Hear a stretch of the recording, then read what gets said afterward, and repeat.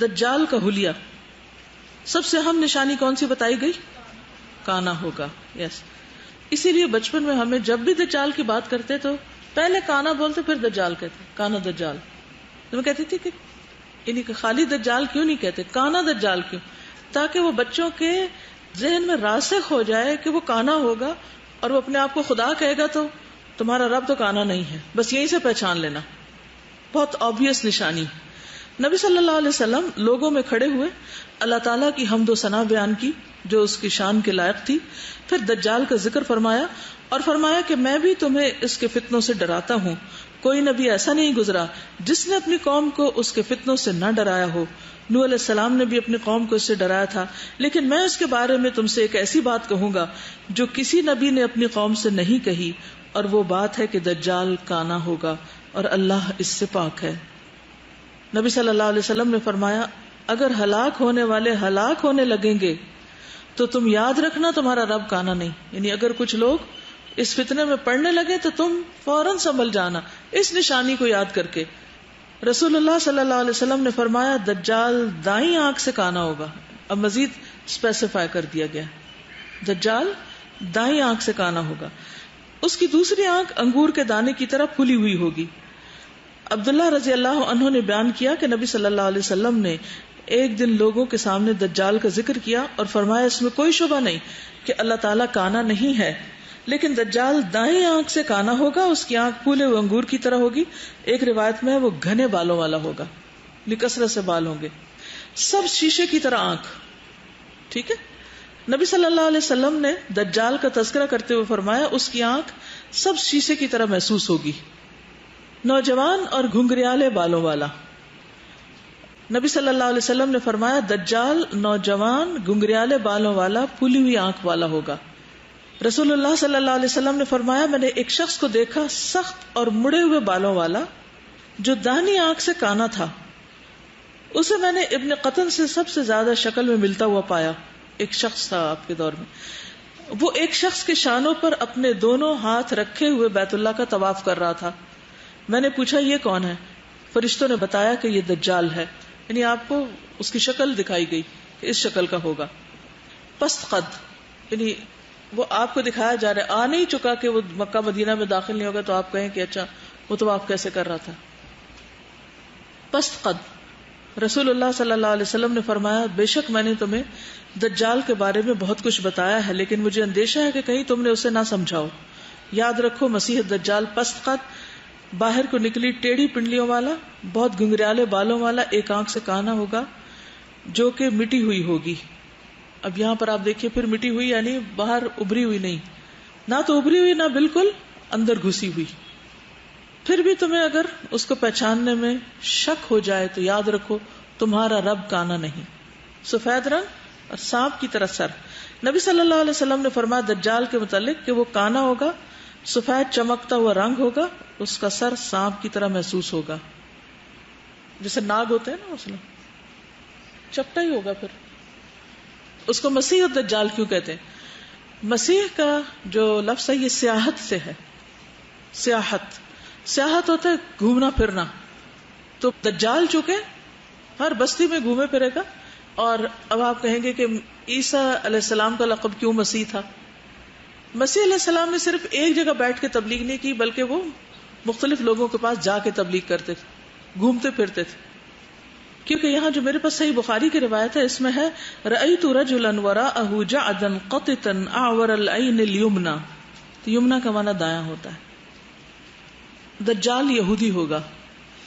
ابو سعید خدری رضی اللہ عنہ سے روایت ہے کہ ابن سعید نے مجھ سے بات کہی جس سے مجھے شرم آئی.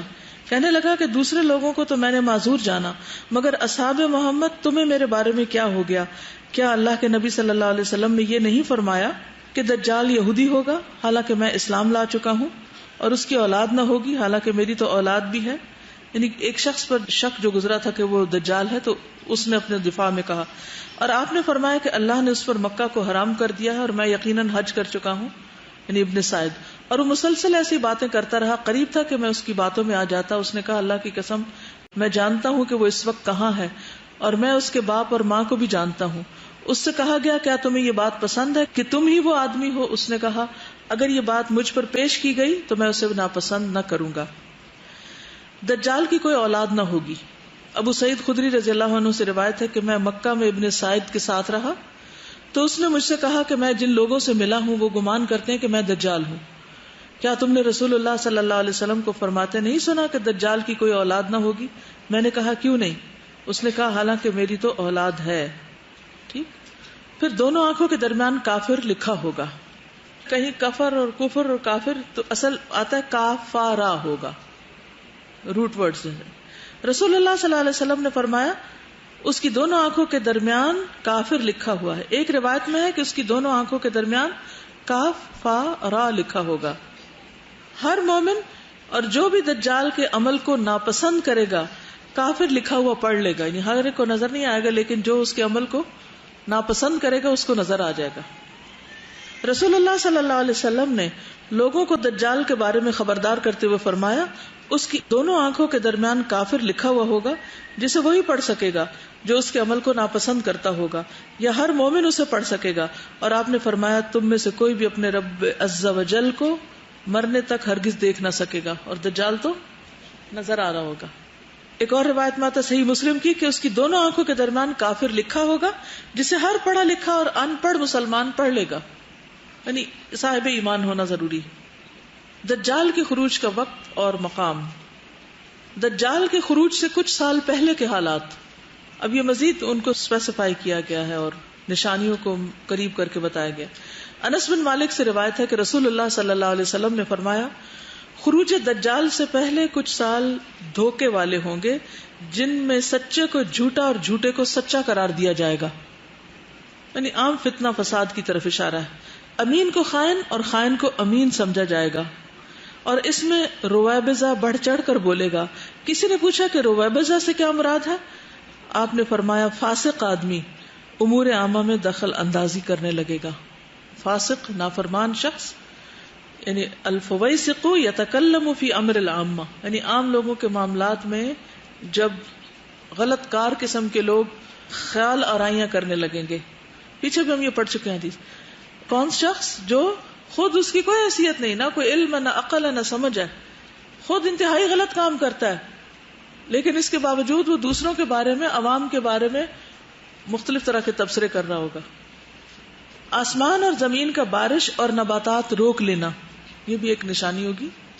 اسماء بنت یزید کہتی ہیں کہ نبی صلی اللہ علیہ وسلم کچھ صحابہ کے ساتھ میرے پاس تشریف لائے تو دجال کا ذکر کرتے ہوئے نبی صلی اللہ علیہ وسلم نے فرمایا اس کے خروج سے پہلے 3 سال ایسے ہوں گے کہ پہلے سال آسمان اپنی 1/3 بارش روک لے گا، پانی کی قلت ہوگی. کیا ہوگا؟ 3 سال پہلے جو پہلا سال ہوگا اس میں آسمان آدھا پانی روک لے گا، اور زمین اپنی 1/3 نباتات روک لے گی. یعنی 1/3 جو زمین پر اگتی ہے ویجیٹیشن وہ نہیں اگے گی. اس سے اگلے سال آسمان اپنی 2/3 2/3 بارش روک لے گا اور زمین اپنی 2/3 نباتات روک لے گی. ٹھیک ہے. اس سے اگلے سال یعنی تیسرے سال آسمان اپنی مکمل بارش روک لے گا اور زمین اپنی مکمل نباتات روک لے گی، یہاں تک کہ ہر داڑھ اور کھر والا جانور ہلاک ہو جائے گا. داڑھ اور کھر والا، کیونکہ وہ کیا کھاتے ہیں، تو ان کی ہلاکت عام ہو جائے گی. ٹھیک ہے. دجال کے خروج سے قریبی دنوں میں ایمان اور نفاق کے 2 خیمے. عبداللہ بن عمر کہتے ہیں کہ ہم لوگ رسول اللہ صلی اللہ علیہ وسلم کے پاس بیٹھے ہوئے تھے کہ آپ نے فتنوں کا ذکر کیا اور بہت کثرت سے ان کا تذکرہ کیا، یہاں تک کہ فتنہ احلاس کا ذکر کیا. تو ایک شخص کہنے لگا کہ یا رسول اللہ یہ فتنہ احلاس کیا ہے؟ فرمایا کہ بھاگم بھاگ اور غارت گری، افراتفری غارت گری. ٹھیک ہے.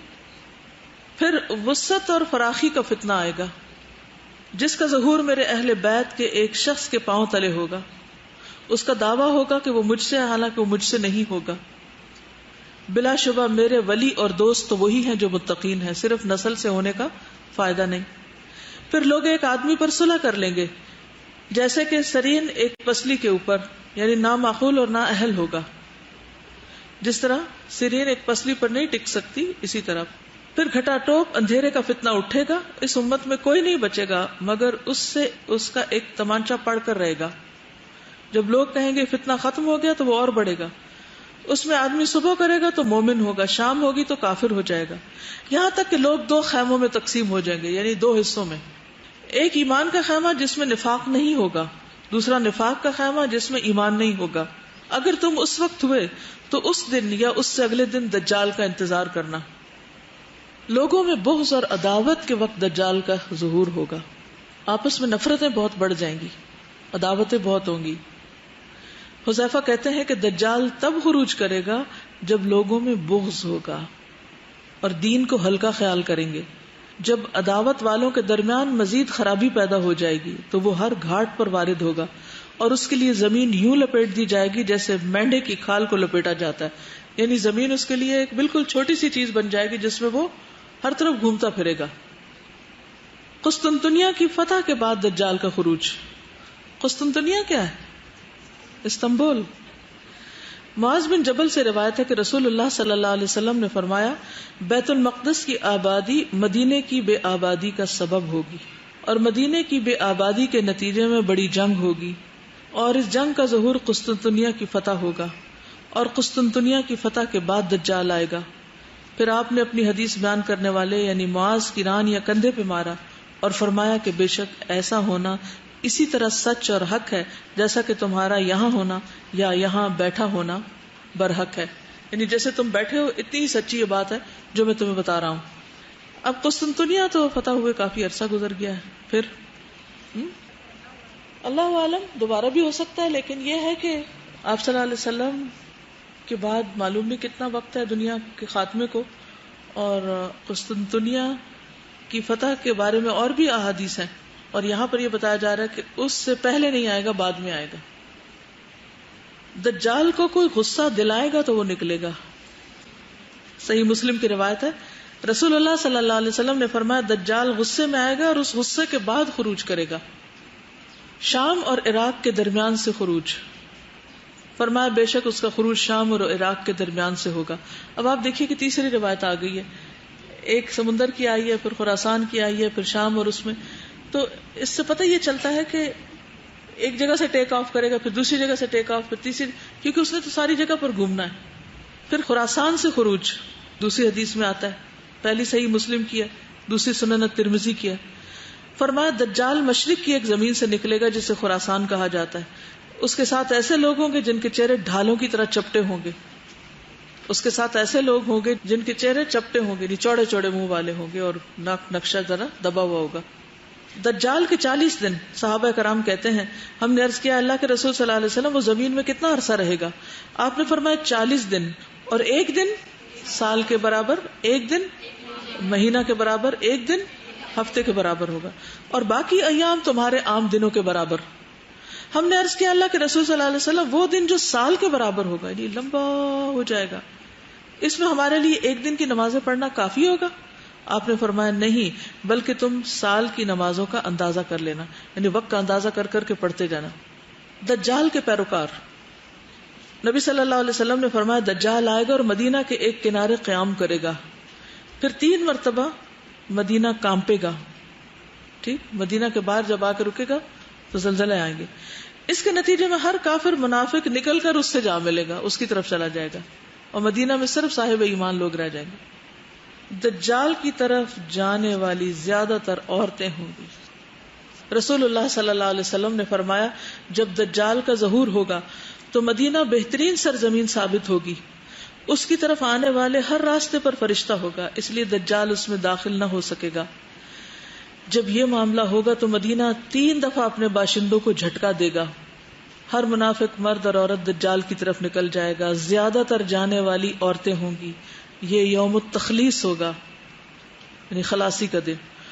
اس دن مدینہ اپنے اندر پائی جانے والی خباثت اس طرح نکال دے گا جیسے دھونکنی لوہے کی میل کچیل کو صاف کر دیتی، اور صرف واقعی خالص مومن مخلص لوگ مدینہ میں رہ جائیں گے۔ قرآن پڑھنے والے بے عمل لوگوں کا دجال سے جا ملنا، یعنی جو قرآن پڑھیں گے مگر عمل نہیں کریں گے۔ رسول اللہ صلی اللہ علیہ وسلم نے فرمایا ایسے لوگ بھی پیدا ہوں گے جو قرآن مجید تو پڑھیں گے لیکن وہ ان کی ہنسلی کی ہڈی یعنی حلق سے نیچے نہیں اترے گا، وہ اس سے متاثر نہیں ہوں گے. جب ان کی ایک لہر اٹھے گی تو اسے روک دیا جائے گا. یہ سلسلہ جاری رہے گا حتیٰ کہ ان لوگوں کے بڑے لشکروں میں دجال ظاہر ہوگا. تو یہ منافقت کی علامت ہے نا کہ انسان کا علم کچھ کہے اور عمل کچھ اور کرے. شریر لوگوں کا اس کے ساتھ شامل ہونا. نبی صلی اللہ علیہ وسلم نے فرمایا مدینہ منورہ میں جو لوگ برے ہوں گے وہ نکل کر اس کے پاس چلے جائیں گے. پھر وہ شام روانہ ہو جائے گا اور فلسطین کے ایک شہر میں باب لد کے قریب پہنچے گا. رسول اللہ صلی اللہ علیہ وسلم نے فرمایا اصفہان کے 70,000 یہودی دجال کے پیروکار ہو جائیں گے جن پر سبز رنگ کی چادریں ہوں گی. ایک اور جگہ پر فرمایا السلسلہ صحیح کی حدیث ہے دجال کے ساتھ 70,000 یہودی ہوں گے جن میں سے ہر ایک نے گول چادر اور زیورات سے مزین تلوار پہن رکھی ہوگی. وہ اس جگہ پر اپنا خیمہ لگائے گا جہاں اب بارش کا پانی اکٹھا ہوتا ہے، یعنی مدینہ کے باہر. مکہ مدینہ کے سوا پوری دنیا میں فتنہ ہوگا. نبی صلی اللہ علیہ وسلم نے فرمایا کوئی شہر ایسا نہ ملے گا جسے دجال پامال نہ کرے سوائے مکہ اور مدینہ کے. رسول اللہ صلی اللہ علیہ وسلم نے فرمایا تمہارے بعد ایک گمراہ کن عذاب آئے گا. یعنی دجال کا سب سے بڑا فتنہ کیا ہے اور مشکل کیا ہے؟ وہ کیا کرے گا؟ گمراہ کرے گا لوگوں کو. اس کے سر کے پچھلے حصے میں شکنیں بنی ہوگی. کبھی آپ نے دیکھا کہ کچھ لوگوں کے جیسے سر کے بال اگر اتار دیے جائے نا تو پچھلے حصے کا گوشت جب اکٹھا ہو جاتا ہے نا تو وہ ایسے لائنیں لائنیں جیسے ماتھے پہ نہیں شکنیں ہوتی، اسی طرح پچھلے حصے پہ بھی شکنیں ہوتی. تو دجال کے پچھلے حصے پہ شکنیں ہوں گی اور وہ دعویٰ کرے گا کہ میں تمہارا رب ہوں. پھر سب سے بڑا جھوٹا، نبی صلی اللہ علیہ وسلم نے فرمایا دجال کانا ہوگا، وہ سب جھوٹوں سے بڑا جھوٹا ہوگا. ایک اور روایت میں آتا ہے اللہ تعالیٰ اس کے ساتھ شیاطین بھیجیں گے جو لوگوں سے کلام کریں گے. پھر پانی اور آگ کا فتنہ اس کے ساتھ ہوگا، جو 2 نہریں ہوں گی نا. فرمایا اس کے ساتھ جنت اور آگ ہوگی لیکن اس کی جنت آگ ہے اور اس کی آگ جنت ہے. روٹی کا پہاڑ اور پانی کی نہر. مغیرہ بن شعبہ کہتے ہیں کہ دجال کے بارے میں نبی صلی اللہ علیہ وسلم سے جتنا کچھ بھی میں نے پوچھا کسی نے نہیں پوچھا، یعنی سب سے زیادہ میں سوال کرتا تھا. آپ نے مجھ سے فرمایا کہ اس سے تمہیں کیا نقصان پہنچے گا؟ میں نے عرض کیا لوگ کہتے ہیں اس کے ساتھ روٹی کا پہاڑ اور پانی کی نہر ہوگی.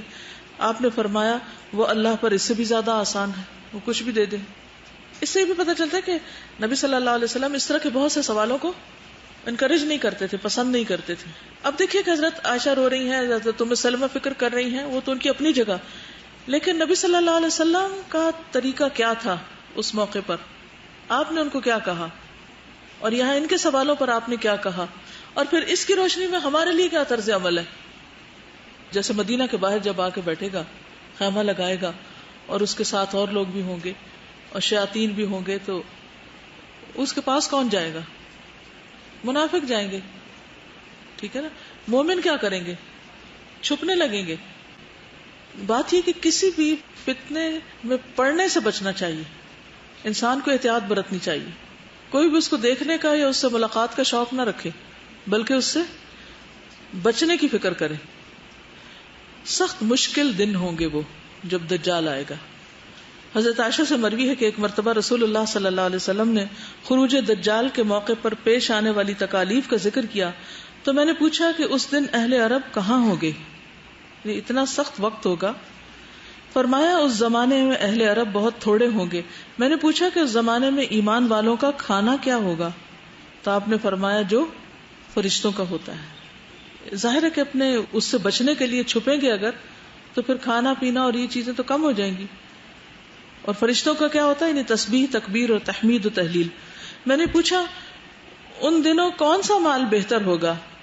نبی صلی اللہ علیہ وسلم نے فرمایا وہ طاقتور غلام جو اپنے مالک کو پانی پلا سکے، رہا کھانا تو وہ نہیں ہوگا، کیونکہ اس سے 3 سال پہلے تو ویسے ہی بارش کم ہو جائے گی، آخری سال بالکل ہی نہیں ہوگی، جانور بھی مرنے لگیں گے. اس کے پاس بہت کچھ ہوگا لیکن کون اس کی طرف بھاگے گا؟ جو کافر اور منافق ہوں گے. جو سچے مومن ہوں گے وہ اس سے چھپنے کی فکر کریں گے اور وہاں تو کھانا پانی کا بھی کال پڑ جائے گا. اپنے ماننے والوں کو خوب نوازنا، یعنی دجال ان کو خوب نوازے گا، اور نہ ماننے والوں سے چھین لینا. صحابہ کہتے ہیں کہ ہم نے عرض کیا زمین میں اس کے فساد پھیلانے کی رفتار کیا ہوگی، یعنی کتنی تیزی سے فساد پھیلائے گا وہ؟ آپ نے فرمایا بارش کی طرح جس کے پیچھے ہوا آتی. کبھی آپ نے دیکھا ایک تو بارش برستی اور ایک ہوتی جب ہوا آتی ہے تو کھڑکیاں وڑکیوں سے سب اندر داخل ہو جاتی، اندر بھی گیلا ہو جاتا ہے. وہ ایک قوم کے پاس آئے گا اور ان کو اپنی طرف بلائے گا، وہ اس پر ایمان لے آئیں گے، اس کی بات مان لیں گے، پھر وہ آسمان کو حکم دے گا اور وہ ان پر پانی برسائے گا، زمین کو حکم دے گا، وہ اناج اگائے گی، ان کے جانور شام کو چر کر آئیں گے، ان کی کوہانیں خوب اونچی ہوں گی، موٹے ہو جائیں گے، اور ان کے تھن خوب دودھ سے بھرے ہوں گے، ان کی کوکھیں پھولی ہوں گی، پھر وہ ایک قوم کے پاس آئے گا، ان کو اپنی طرف بلائے گا، وہ اس کی بات کا انکار کر دیں گے، آخر دجال ان کے پاس سے لوٹ جائے گا، صبح وہ قحط میں پڑ جائیں گے اور ان کے مالوں میں سے ان کے ہاتھوں میں کچھ نہیں رہے گا، پھر دجال ایک کھنڈر پر سے گزرے گا اور اسے کہے گا اپنے خزانے نکال، اس کے خزانے اس کے پیچھے پیچھے چل پڑیں گے جیسے شہد کے چھتے کی مکھیاں کبھی بن بناتے ہوئے بھاگتے دیکھیں، پھر وہ ایک شخص کو بلائے گا جو بھرپور جوان ہوگا اور تلوار سے اس کو مارے گا، اس کو 2 ٹکڑوں میں کاٹ دے گا، یعنی دجال اس شخص کو مار دے گا جس طرح نشانے کو تیر لگایا جاتا ہے، پھر اس کا نام لے کر اس کو بلائے گا اور وہ شخص چمکتے چہرے کے ساتھ ہنستا ہوا آ جائے گا۔ اب ایسی چیزیں دیکھ کر لوگ کیا سمجھیں گے؟ یہی خدا ہے، مردوں کو زندہ کرنے کا فتنہ، اور یہ فتنہ بہت بڑا فتنہ ہوگا۔ فرمایا اس کا سب سے بڑا فتنہ یہ ہوگا کہ وہ ایک اعرابی سے کہے گا اگر میں تمہارے اونٹ کو زندہ کر دوں جن کے دودھ کے تھن بڑے ہوں گے، ان کی کوہانیں لمبی ہوں گی، جگالی کرتے ہوں گے، کیا تم پھر یقین کر لو گے کہ میں تمہارا رب ہوں؟ تو آپ صلی اللہ علیہ وسلم نے فرمایا وہ دیہاتی کہے گا کہ میں یقین کر لوں گا اگر تم یہ سب کچھ کر لو۔ آپ نے فرمایا شیاطین اس کے اونٹوں کی شکل اختیار کر لیں گے، وہ اس کی پیروی کر لے گا، یعنی اس کو رب مان لے گا۔ کون؟ اونٹوں والا عربی۔ پھر کسی اور آدمی سے کہے گا مجھے بتاؤ اگر میں تمہارے لیے تمہارے باپ، تمہارے بھائی اور تمہاری ماں کو زندہ کر دوں جو قبر میں مرے ہوئے پڑے ہیں، تو تم مان لو گے کہ میں تمہارا رب ہوں؟ وہ کہے گا ہاں۔ شیطان ان کی صورتوں کو اختیار کر لیں گے اور وہ شخص اس کی یعنی دجال کی پیروی کر لے گا، یعنی شیطان اس کے ان رشتہ داروں کی شکل میں اس کے سامنے آ جائیں گے، یعنی ایک طرح سے دھوکہ بہت عام ہوگا نا۔ اور دجال جو ہے وہ جو کچھ کرے گا وہ حقیقی معنوں میں نہیں ہوگا، لیکن انسان دھوکہ کھا جائے گا۔ دیکھیے ہم سب کا جو ایمان کا امتحان ہوتا ہے نا، اس میں ہم بھی مختلف چیزوں سے بعض اوقات دھوکہ کھا جاتے ہیں، جو بھی کوئی بات بتائے اس کے پیچھے لگ جاتے ہیں، ہاں یہ ٹھیک ہوگی، یہ ایسے ہوگی، حالانکہ ہمارا معیار کیا ہونا چاہیے، کرائیٹیریا کیا ہونا چاہیے؟ جو کوئی کچھ کہے وہ سن کے سنی سنائی پہ چل پڑے، خود بھی تحقیق کریں۔ اور معیار کیا ہے؟ قرآن و سنت، جو اس میں ہے لے لو، جو نہیں ہے چھوڑ دو۔ مشکل کیا ہے؟ کیا اس کے علاوہ کسی اور چیز کو ماننے کے لیے ہمیں مکلف قرار دیا گیا ہے؟ نہیں، سیدھا صاف واضح کرائیٹیریا۔ دجال کا فتنہ ایسا ہے کہ جس کی وجہ سے ایمان کے جتنی بھی قسمیں ہیں نا، ان سب کا ایک طرح سے امتحان ہو جائے گا۔ مردوں کو زندہ کر کے وہ کہے گا کہ میں رب ہوں، اور پھر اسی طرح بادلوں کو، یعنی جو فرشتوں کا کام ہے، ان کو ادھر ادھر موڑ لے گا اپنی مرضی کے مطابق، ہاں، نبوت کا دعویٰ کرے گا۔ یس۔ اب دیکھیے کہ عام طور پر ہم دین کو کس وقت چھوڑتے ہیں؟ جب ہم کسی تکلیف میں ہوتے ہیں یا تنگی میں ہوتے ہیں تو ہم کہتے ہیں یہ نہیں ہم سے ہوتا۔ نماز کب چھٹتی ہے؟ ہاں، یہ نماز کب صحیح طرح نہیں پڑھ پاتے؟ جب سخت گرمی لگی ہو، سخت بھوک لگی ہو، بجلی چلی جائے، مچھر کاٹے، رات نیند نہ آئی ہو، پھر فجر کیسے پڑھی جاتی ہے؟ ایسے موقعوں پر اپنا حساب لیا کیجیے۔ وہ موقع ہوتے ہیں اپنے آپ کو جانچنے کے، کہ جب 3 سال بارش اور نباتات نہ ہو اور کھانے کو نہ ہو، اور دوسری طرف اتنی بڑی بڑی آفرز ہوں، تو اس وقت ہم کس طرح اپنے آپ کو حق پر، ایمان پر پھر جمائے رکھیں گے کہ نہیں اسی پر ہی رہنا ہے، کیونکہ اس میں نجات ہے اور باقی یہ سب دھوکہ ہے۔ امتحان تو اب بھی ہو رہا ہے، ہر روز ہوتا ہے، لیکن کچھ امتحان دوسروں کے مقابلے میں بڑے ہیں اور سخت ہیں۔ ہر روز اپنے احتساب کی ضرورت ہے۔